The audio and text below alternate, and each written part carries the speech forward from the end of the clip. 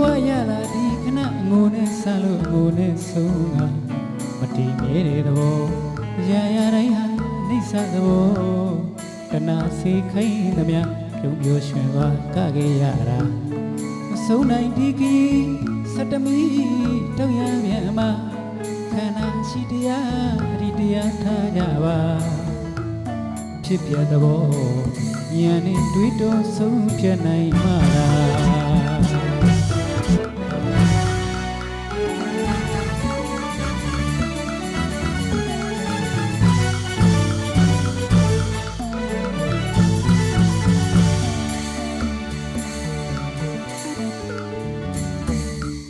လူဘဝရလာဒီခဏငိုနဲ့ဆန်းလို့ငိုနဲ့ဆုံးမှာအတိမဲတဲ့သဘောအရာရာတိုင်းဟာနှိမ့်ဆက်သဘောတနာစီခိုင်းသမျှပြုံးပြောရွှင်သွားကခဲ့ရတာမဆုံးနိုင်ဒီကီစတမီတောင်းရမြန်မှာခန္ဓာရှိတရားတတိတရားထားကြပါဖြစ်ပြသဘောဉာဏ်နဲ့တွေးတောဆုံးဖြတ်နိုင်မှာလား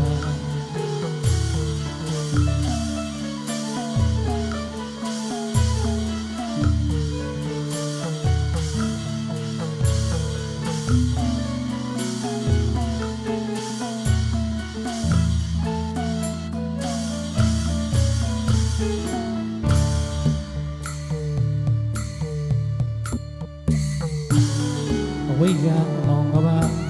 ထွက်ရမမြင်ပါဒီအမိဒီအဖဒီသမီးဒီသား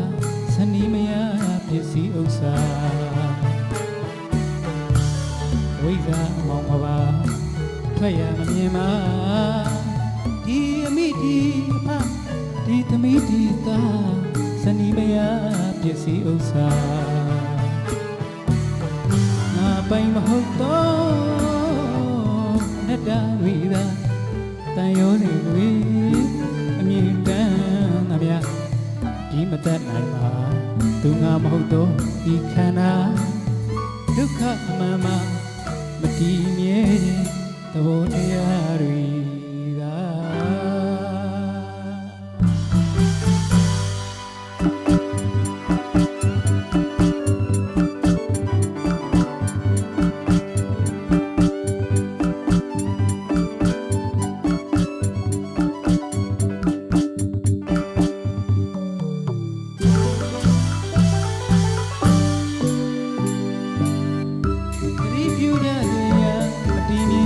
တရားတွေပါခန္ဓာရှိရင်ဒုက္ခသစ္စာကြုံရမှာပါကောင်းမှုတစ်ခုနေ့ပင်ပြုမှလူဘဝတည်ရတာဒါနသီလတရားဘာဝနာအားထုတ်လိလားလက်ကျန်လူဝခီအကျိုးရှိအောင်ငါဒီကုန်းစာဖွဲ့ဒီတပုတ်၍ပြီးပါ